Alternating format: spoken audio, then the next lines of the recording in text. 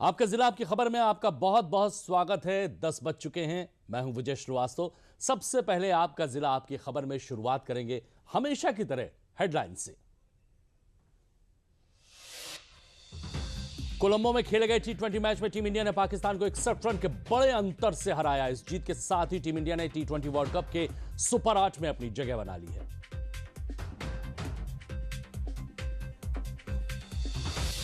जन, पृथ्वी और प्रकृति जैसे 3 सूत्रों पर आधारित 5 दिवसीय इंडिया एआई इंपैक्ट समिट 2026 की शुरुआत आज से होगी। इसमें एआई के प्रभाव और भविष्य पर विचार विमर्श किया जाएगा। विधानमंडल के बजट सत्र के तहत आज से बजट पर चर्चा शुरू होगी। विधानसभा अध्यक्ष पहले विधायकों को बजट पर बोलने का मौका देंगे। शुक्रवार तक होने वाली इस चर्चा का अंत नेता प्रतिपक्ष और नेता सदन मुख्यमंत्री योगी आदित्यनाथ के संबोधन से होगा। चंदौली में कोडीन कफ सिरप तस्करी मामले में पुलिस ने बड़ी कार्रवाई करते हुए करीब 3.5 करोड़ रुपए की अवैध अचल संपत्ति फ्रीज कर दी है। मुगलसराय पुलिस और क्राइम ब्रांच की संयुक्त टीम ने कुर्की की कार्रवाई की है।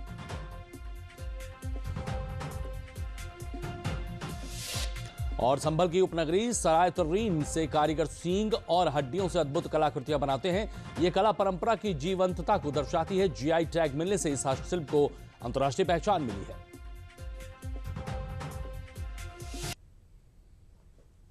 और शुरुआत करते हैं आपका जिला आपकी खबर में बड़ी खबर से। टी20 वर्ल्ड कप की बात करते हैं। टी20 वर्ल्ड कप में एक बार फिर टीम इंडिया ने पाकिस्तान को बताया है कि क्यों वो दुनिया की नंबर 1 टीम है। कोलंबो में खेले गए टी20 मैच में टीम इंडिया ने पाकिस्तान को 61 रन के बड़े अंतर से हरा दिया। इस जीत के साथ ही टीम इंडिया ने टी20 वर्ल्ड कप के सुपर 8 में अपनी जगह बना ली है। कोलंबो में खेले गए इस मुकाबले में पाकिस्तानी टीम कहीं से भी टीम इंडिया के बराबर नहीं दिखाई दी, ना ही बैटिंग में ना ही बॉलिंग में। टीम इंडिया ने पहले खेलते हुए निर्धारित 20 ओवर में 7 विकेट पर 175 रन बनाए। इसके जवाब में पूरी पाकिस्तानी टीम 18 ओवर में 114 रन पर ही सिमट गई।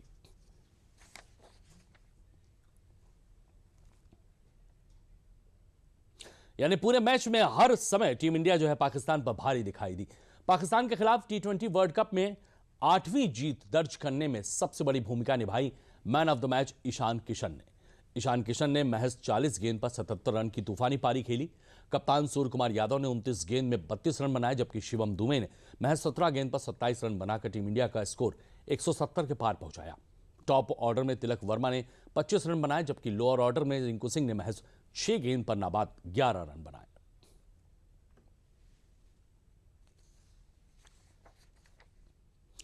कोलंबो में पाकिस्तानी बल्लेबाजों के सामने टीम इंडिया की आग उगलती गेंदों का कोई जवाब नहीं था। पहले ओवर से विकेट गिरने का जो सिलसिला शुरू हुआ उसने पाकिस्तान की बर्बादी का रास्ता खोल दिया। टीम इंडिया के हर गेंदबाज ने कमाल किया। हार्दिक पांड्या ने महज 16 रन पर 2 विकेट लिए। जसप्रीत बुमराह ने 17 रन देकर 2 विकेट झटके। वहीं स्पिनर्स की बात करें तो अक्षर पटेल ने 29 रन देकर 2 विकेट लिए, जबकि वरुण चक्रवर्ती ने 17 रन दिए और साथ ही 2 बल्लेबाजों को पवेलियन का रास्ता दिखाया। स्पिनर कुलदीप यादव ने भी 14 रन देकर 1 विकेट झटका।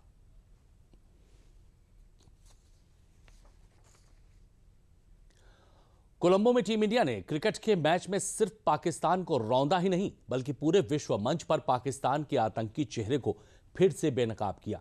टीम इंडिया ने एक बार फिर पाकिस्तानी टीम से न तो हैंडशेक किया और न ही मैदान में कोई बातचीत हुई। कप्तान सूर्य कुमार यादव ने टॉस के समय पाकिस्तानी कप्तान से कोई बातचीत नहीं की, न ही टॉस के बाद हैंडशेक किया। मैच के बाद दोनों टीमों में कोई हैंडशेक नहीं हुआ। दरअसल टीम इंडिया ने पिछले साल एशिया कप से पाकिस्तानी टीम से हैंडशेक और बातचीत बंद कर दी है। ऑपरेशन सिंदूर में पाकिस्तान पहले युद्ध के मैदान में घुटने टेकने पर मजबूर हुआ। उसके बाद क्रिकेट के मैदान में टीम इंडिया ने उसे करारी शिकस्त दी। पूरी दुनिया के सामने उसके आतंकी चेहरे को बेनकाब किया गया।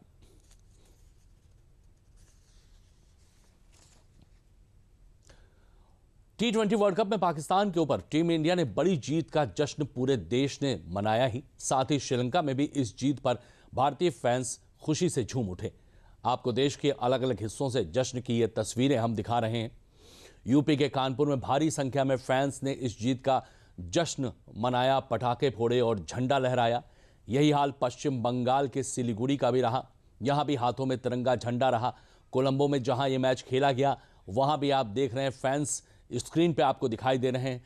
नागपुर से लेकर मुंबई तक भारतीय फैंस ने इस जीत का जबरदस्त जश्न मनाया, अपने अपने तरीके अलग अलग ढंग से।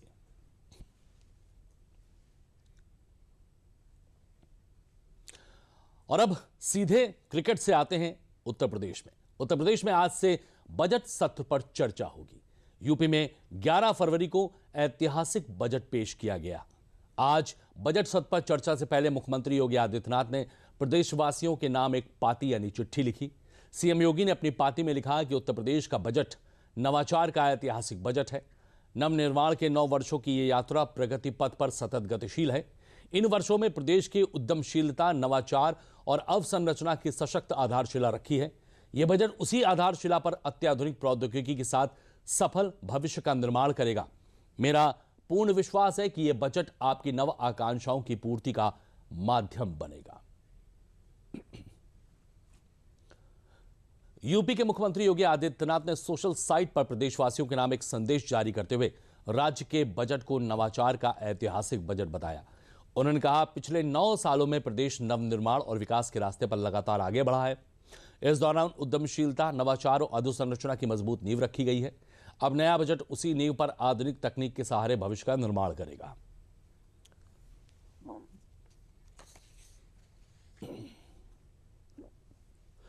मुख्यमंत्री योगी आदित्यनाथ ने आज से लखनऊ में जनता दर्शन में आए सैकड़ों लोगों की समस्याएं सुनी। अधिकारियों को त्वरित समाधान के निर्देश दिए। सरकार की ओर से जारी बयान के अनुसार मुख्यमंत्री ने जनता को भरोसा दिलाया कि किसी भी व्यक्ति की समस्या अनसुनी नहीं की जाएगी और हर संभव सहायता उपलब्ध कराई जाएगी। मुख्यमंत्री ने जनता से संवाद करते हुए कहा कि सरकार का उद्देश्य आम लोगों की समस्याओं का समाधान करना और उन्हें सरकारी योजनाओं का पूरा लाभ दिलवाना है। जनता दर्शन कार्यक्रम को सरकार जनता और प्रशासन के बीच सीधा संवाद स्थापित करने का प्रभावी माध्यम मानती है। मुख्यमंत्री ने संबंधित अधिकारियों को जनता से प्राप्त शिकायतों पर तेजी से कार्रवाई करने और तय समय सीमा से समाधान सुनिश्चित करने के निर्देश दिए हैं।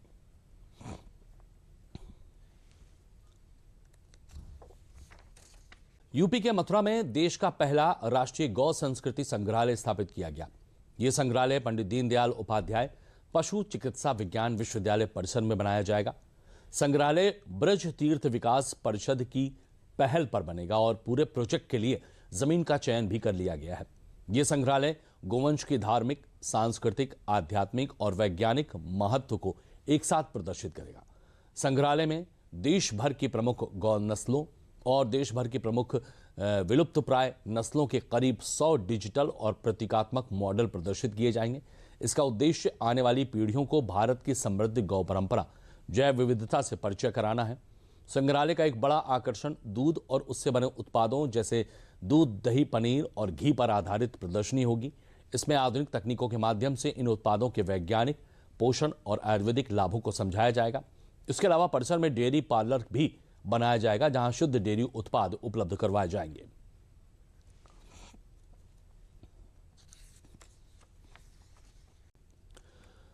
मथुरा के संपूर्ण ब्रजमंडल और धर्म नगरी बरसाना में विश्व विख्यात लट्ठमार होली का शुभारंभ हो गया है। बरसाना स्थित लाडली जी मंदिर में गोस्वामी समाज की होली के पद गाकर भक्ति रस का वातावरण बना दिया है।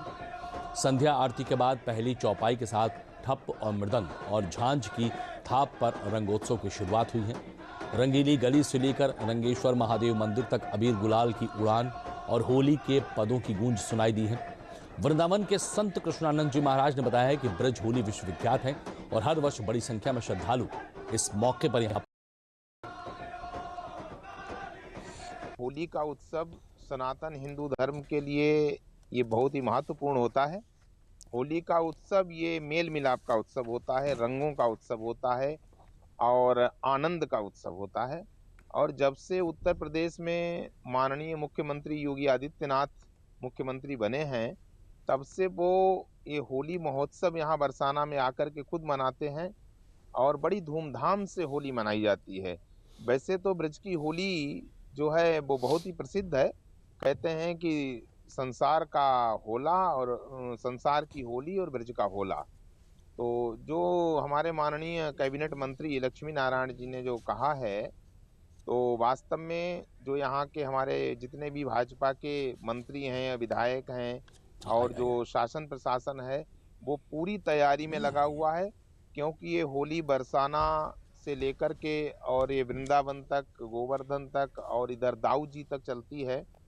पूरे ब्रज क्षेत्र में होली चलती है और उसका बड़ा चाक चौबंद प्रशासन भी व्यवस्था कर रहा है।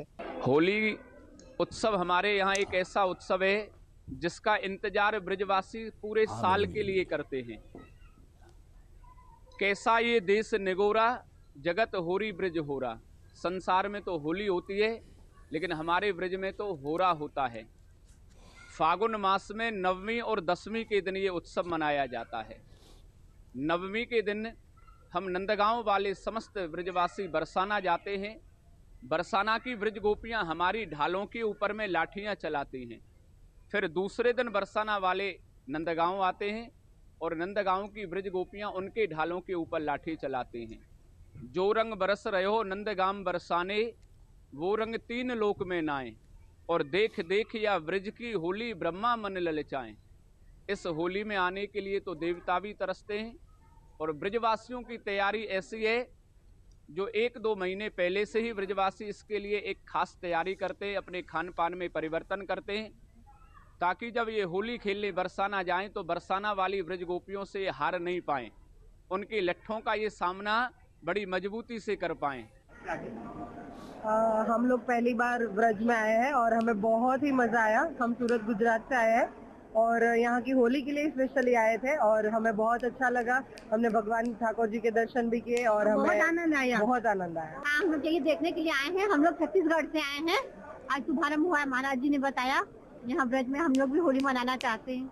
लड्डू गोपाल ब्रज में आए हैं, होली खेल रहे हैं। बहुत उत्साह है, मन में बहुत उमंग है, बहुत अच्छा लग रहा है।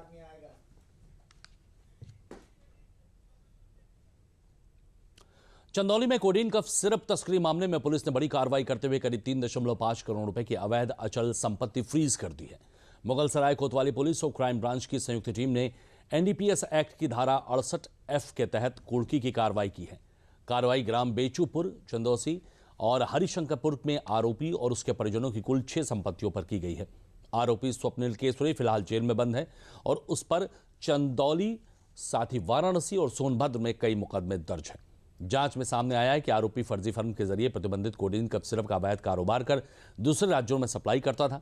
पुलिस अधीक्षक आदित्य लाम्हे ने निर्देश पर चलाए जा रहे विशेष अभियान के तहत ये कार्रवाई अमल में लाई गई है। आज दिनांक 15/2/2026 को थाना मुगलसराय और क्राइम ब्रांच पुलिस टीम जनपद चंदौली के द्वारा कोडीन कफ सिरप के संबंध में पंजीकृत अभियोग से संबंधित अभियुक्त स्वप्निल केसरी पुत्र मनोज केसरी निवासी कृष्णा नगर थाना मुगलसराय, जिसके द्वारा मादक द्रव्य कारोबार से अर्जित अवैध अचल संपत्ति जिसकी कुल कीमत लगभग 3.5 करोड़ रुपए है को अस्थायी रूप से फ्रीज किया गया है तथा अग्रिम विधि कार्रवाई की जा रही है। जनपद संभल की उपनगरी सराय तरीन में कारीगर सींग और हड्डियों से अद्भुत कलाकृतियां बनाते हैं। यह कला परंपरा की जीवंतता को दर्शाती है। जीआई टैग मिलने से इस हस्तशिल्प को अंतर्राष्ट्रीय पहचान मिली है। जब दुनिया पेंट और कैनवास में कला ढूंढ रही होती है, तब जनपद संभल की उपनगरी सराय तरीन की गलियों में कारीगर सींग और हड्डियों के नक्काशी करके उन्हें कला की संजीवनी देते हैं। उत्तर प्रदेश जनपद संभल का सराय तरीन कस्बा हमें याद दिलाता है, असली कला वो है जो परंपरा से जन्म लेती है और संघर्षों में निखरती है। यहाँ के हॉर्न और बोन क्राफ्ट कोई साधारण हस्तशिल्प नहीं है, बल्कि सदियों पुराना एक जीवंत सांस्कृतिक धरोहर, जिसे न सिर्फ राज्य स्तरीय पुरस्कार मिले हैं, बल्कि जीआई टैग ने इसे अंतर्राष्ट्रीय पहचान भी दिलवाई है। माननीय मुख्यमंत्री महोदय द्वारा पूरे प्रदेश के औद्योगिकरण और विकास की दृष्टि से ओडीओपी अभियान शुरू किया गया था। ओडीओपी योजना शुरू की गई थी। इसके अंतर्गत जनपद संभल का ओडीओपी है हॉर्न एंड बोन, अर्थात सींग और हड्डी का हस्तशिल्प। जब किसी पशु की मृत्यु हो जाती है तो उसके जो हड्डी और सींग होते हैं उनका उपयोग करके, ताकि कहीं गंदगी नहीं फैले और पर्यावरण अनुकूल भी रहता है, इको फ्रेंडली भी रहता है, इसके दृष्टिगत जनपद संभल में 40,000 से अधिक लोग इसके अंतर्गत काम कर रहे हैं। और संभल का जो सराय तरीन क्षेत्र है वो इसका केंद्र बिंदु है। घरों में यहाँ कुटीर और लघु उद्योग के रूप में भी यह स्थापित है। मेरा सामान वर्ल्ड वाइड जाता है और इसकी मेजर मार्केट अमेरिका, यूरोप और खाड़ी देश हैं। और जहाँ से डिमांड आ जाती है वहाँ हम माल बेचते हैं। सरकार की तरफ से हॉर्न एंड बॉल इंडस्ट्री को क्या क्या फैसिलिटीज मिली?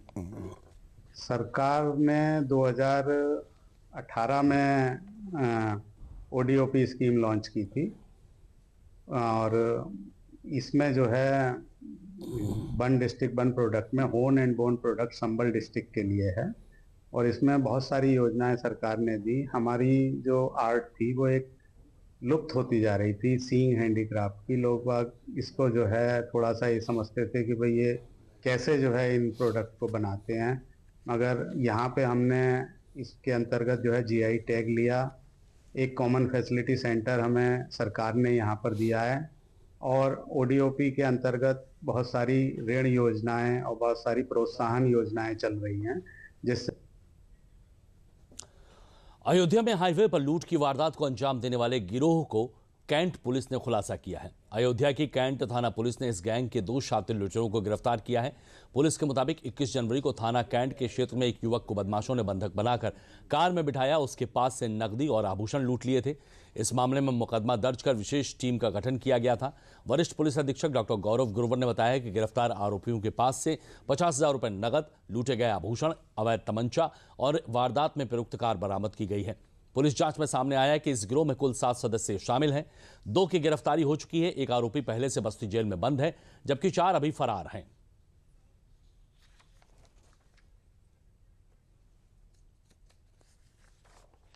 देखिए, जनपद अयोध्या के थाना कैंट क्षेत्र द्वारा हाईवे पर लूट करने वाले एक गैंग का खुलासा किया गया है। 27 जनवरी 2026 को एक सूचना प्राप्त हुई थी कि एक व्यक्ति जो कि अपनी गाड़ी से जा रहे थे और कुछ चीज लेने के लिए रुके थे, दूसरी गाड़ी से आने वाले कुछ अज्ञात व्यक्तियों द्वारा उनको बंधक बना करके अपनी गाड़ी में ले जाया गया। उनकी नकदी व जेवर व इत्यादि सामान उनसे लूट की गई और फिर उनके साथ मारपीट करके उनको छोड़ दिया गया था। सूचना प्राप्त होने पर इसके ऊपर मुकदमा पंजीकृत किया गया। घटना की गंभीरता को देखते हुए एसपी सिटी साहब और उनकी जो सीओ सिटी, एसओजी सर्विलांस और थाना कैंट की टीम को इसमें लगाया गया। इस तरह के अपराध कारित करने वाले अपराधी व उनके गैंग्स को चिन्हीकरण किया गया। इस घटना का सफल अनावरण आज हुआ है, जिसमें कि टोटल 7 लोगों का ये गैंग है, जिनका पूर्व से भी इस तरह का इतिहास रहा है। इस गैंग के 2 मेंबर सौरभ पांडे व महेश सिंह आज अरेस्ट हुए हैं।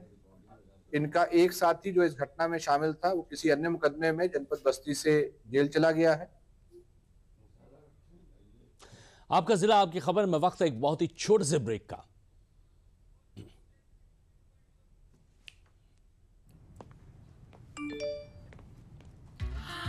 $10 लाख की लॉटरी मुझे, वाओ! फर्जी ऑफर्स से सावधान। आरबीआई कहता है जानकार बनिए, सतर्क रहिए। जनपद बलरामपुर मुख्यालय पर महाशिवरात्रि पर शाम को भव्य शिव बारात निकाली गई, जिसमें शामिल देवी देवताओं की झांकियां लोगों के आकर्षण का केंद्र रही।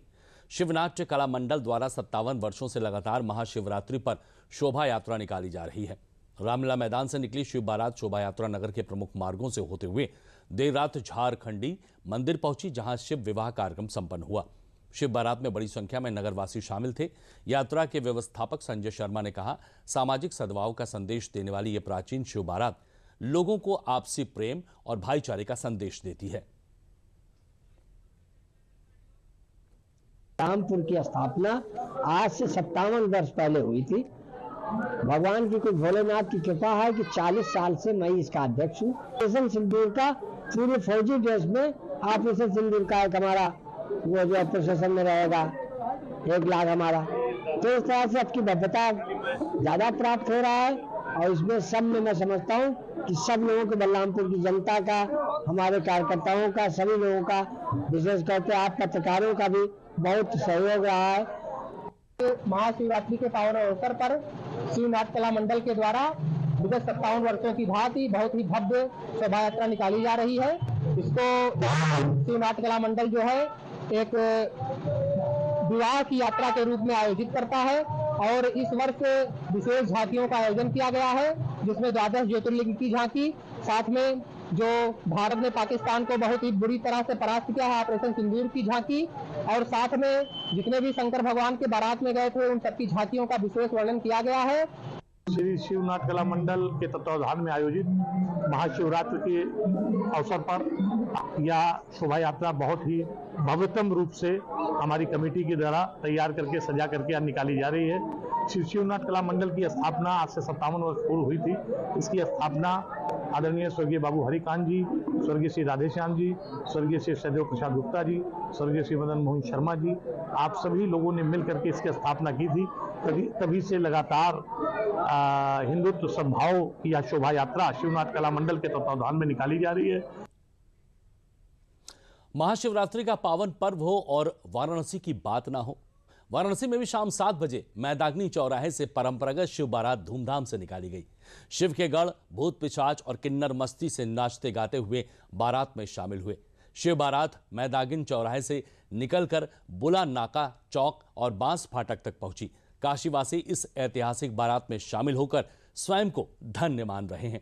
प्रतिवर्ष की भांति इस वर्ष भी शिव बारात में भारी जन सैलाब उमड़ा।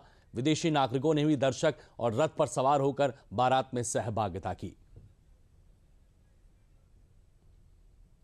पीछे है हिंदू जन जागरण और बाबा महादेव की कृपा को जनता के बारे में बताना, और सभी लोगों का एक उद्देश्य होना चाहिए कि बाबा की कृपा को, बाबा के बारात को और आगे लेकर के जाए। ये मेरे लिए बहुत सौभाग्य की बात है कि मेरा जन्म भी काशी में हुआ है और आज महाशिवरात्रि के पावन अवसर पर हम महादेव की बारात को देख रहे हैं और भरपूर एंजॉय भी कर रहे हैं। मुझे इस बात का गर्व है कि मैं काशी में भोलेनाथ की सानिध्य में उनके आशीर्वाद के छत्र तले अपना जीवन निर्वाह कर रही हूँ। हर हर महादेव। बुलेटिन में आगे बढ़ेंगे, लेकिन एक बहुत ही छोटे से ब्रेक के बाद।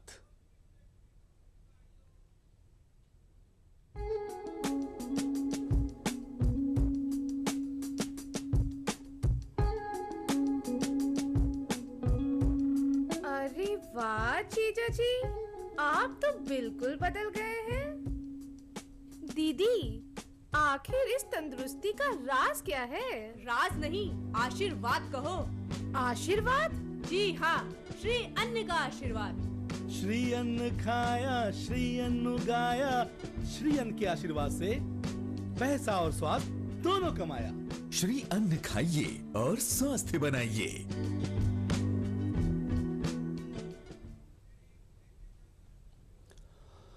बरेली पुलिस ने मादक पदार्थों की तस्करी में संलिप्त एक शातिर हिस्ट्री शीटर अभियुक्त को करीब 502 ग्राम अवैध स्मैक के साथ गिरफ्तार किया है। बरामद स्मैक की अनुमानित कीमत लगभग 50 लाख रुपए बताई जा रही है। जानकारी के अनुसार आरोपी बिना नंबर प्लेट की बाइक से स्मैक की तस्करी कर रहा था। पुलिस को मुखबिर से सूचना मिली थी कि एक संदिग्ध व्यक्ति गुगई तिराहा क्षेत्र में अवैध स्मैक लेकर गुजरने वाला है। सूचना के आधार पर पुलिस टीम ने मौके पर घेराबंदी कर आरोपी को दबोच लिया। गिरफ्तार अभियुक्त की पहचान पंकज उपाध्याय उर्फ पंकज शर्मा के रूप में हुई है। पुलिस ने उसके पास से 502 ग्राम स्मैक के अलावा घटना में प्रयुक्त हीरो स्प्लेंडर प्लस मोटरसाइकिल और एक मोबाइल फोन बरामद किया है। एसएसपी बरेली सर के निर्देशन में लगातार मादक पदार्थों की तस्करी के विरुद्ध कार्रवाई की जाती रही। इसी के क्रम में थाना मीरगंज पुलिस द्वारा पंकज शर्मा नाम के अभियुक्त को गिरफ्तार किया है, जिसके पास से 500 ग्राम अवैध स्मैक बरामद हुई है, जिसकी अंतर्राष्ट्रीय लागत लगभग 50 लाख रुपए है। इसके अतिरिक्त इसके पास से एक मोबाइल फोन एवं एक बिना नंबर प्लेट की बाइक भी बरामद की गई है। यह अभियुक्त पूर्व में भी इसी प्रकार की गतिविधियों में संलिप्त रहा है। इसकी गैंग के बारे में और जानकारी जुटाई जा रही है। अगली विधिक कार्रवाई अमल में लाई जाएगी। गोरखपुर में राष्ट्रीय स्वयंसेवक संघ के सरसंघचालक डॉक्टर मोहन भागवत ने संघ शताब्दी वर्ष के निमित्त आयोजित सामाजिक सद्भाव बैठक में संघ यात्रा के 100 वर्ष और पंच परिवर्तन पर आधारित प्रदर्शनी का दीप प्रज्वलित कर उद्घाटन किया। प्रदर्शनी का अवलोकन भी किया। राष्ट्रीय स्वयंसेवक संघ गोरक्ष प्रांत की ओर से संघ शताब्दी वर्ष के निमित्त तारामंडल स्थित बाबा गंभीरनाथ प्रेक्षागृह में सामाजिक सद्भाव बैठक का आयोजन किया गया। सामाजिक सद्भाव बैठक में राष्ट्रीय स्वयंसेवक संघ के सरसंघचालक डॉक्टर मोहन भागवत ने कहा कि संघ के 100 वर्ष पूर्ण हुए हैं। ये कोई उत्सव की बात नहीं है जिसे करने में 100 वर्ष लग गए हैं, वो पहले हो जाना चाहिए। अपनी जाति समाज की बैठक में विचार करें और ब्लॉक स्तर पर हम हिंदू समाज के लिए क्या कर रहे हैं।